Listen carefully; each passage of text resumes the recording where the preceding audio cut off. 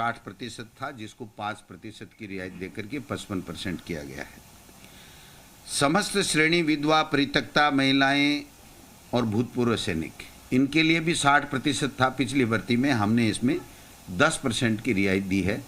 50% न्यूनतम अंक हमने माने हैं। और दिव्यांग निःशक्त जन श्रेणी में नियमानुसार आने वाले समस्त व्यक्ति, इसमें भी 60% था, लेकिन चूंकि हाईकोर्ट में भी लोग पिछले समय जो सिलेक्ट बच्चे गए और हाईकोर्ट ने भी इसको 40% तक अलाउ किया था, तो हमने उसको हाईकोर्ट के निर्णय को और लोगों की डिमांड्स को देखते हुए इसमें भी 40% न्यूनतम अंक हमने करने का फैसला किया है। दूसरा, सहरिया जनजाति के लिए बहुत कम पात्र व्यक्ति मिलते हैं, तो पहले 60% ही था, लेकिन इसमें सहरिया जनजाति, सहरिया क्षेत्र के लिए हमने 36% किया है। दूसरा जो एक मुद्दा रहता था कि जो 50% अंक न्यूनतम जो स्नातक है, तो वो स्नातकोत्तर या स्नातक में बीएड करने वाले जो बच्चे हैं उनको भी हम लोग अलाउ कर से हैं। एनसीटी की जो 13 नवंबर 2019 की जो गाइडलाइन थी उसकी पालना करते हुए हमने पहले अगर स्नातक में 50 नहीं है, स्नातकोत्तर में कितने भी हैं, तो वो नहीं बीएड ये रीट दे पाता था। अब उसमें कर दिया गया, दोनों में से किसी भी में भी अगर वो 50% है तो वो भाग ले सकता है रीट के अंदर। दूसरा जो न्यूनतम अंकों का था, बाकी अन्य कैटेगरी के लिए जो 12वीं में या जो बीए में, उनमें जो छूट थी वो ईडब्ल्यूएस और ये जो हमारा दूसरी दोनों एमबीसी है उसमें भी उसको शामिल करते हुए पहले की तरह बराबर इन दोनों कैटेगरी को भी हमने शामिल कर लिया है। वाणिज्य जो विषय था उसकी काफ़ी समय से मांग उठ रही थी और उसको शामिल पहले नहीं किया जा रहा था। अब हमने इसको सोशल स्टडी L2, जो L2 का होगा हमारा बीएड किया हुआ व्यक्ति, तो उसमें सोशल स्टडी के अंदर हम उसको बीएड वाले को भी पात्र मान रहे हैं।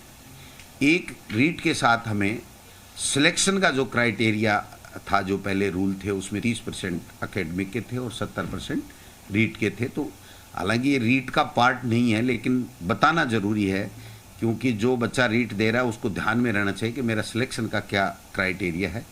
तो उसको जो हमारे राजस्थान के नौजवान शिक्षित बेरोजगार जो ज़्यादा आने चाहिए, जिनकी बहुत बड़ी मांग थी, उसको ध्यान में रखते हुए अब जो पहले हमने टेट में कर रखा था उस तरीके से यहाँ पर 90% रीट का वेटेज होगा और 10% उसकी जो एकेडमिक योग्यता होगी उसका होगा।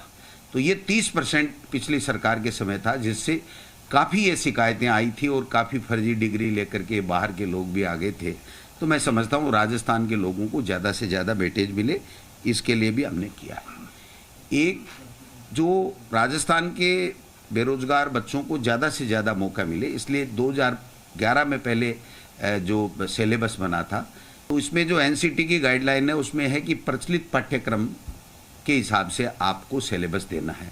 तो हमने दोबारा से सिलेबस तैयार करवाया माध्यमिक शिक्षा बोर्ड की टीम से, और उस सिलेबस में हमने राजस्थान को, जहाँ जहाँ हमारी पुस्तकों में राजस्थान है, वहाँ पर राजस्थान को सबसे ज़्यादा, राजस्थान की भौगोलिक परिस्थिति, संस्कृति आदि चीज़ों को हमने, भूगोल, इतिहास, कला, संस्कृति, सबको वेटेज देते हुए सिलेबस का निर्माण किया है। और जो सिलेबस है वो भी हम रीट के साथ या 1-2 दिन में जो भी माध्यमिक शिक्षा बोर्ड उचित समझेगा तो उसमें वेबसाइट में साथ में लगा देगा, जिससे वो बच्चे अपना अध्ययन कर सकते हैं।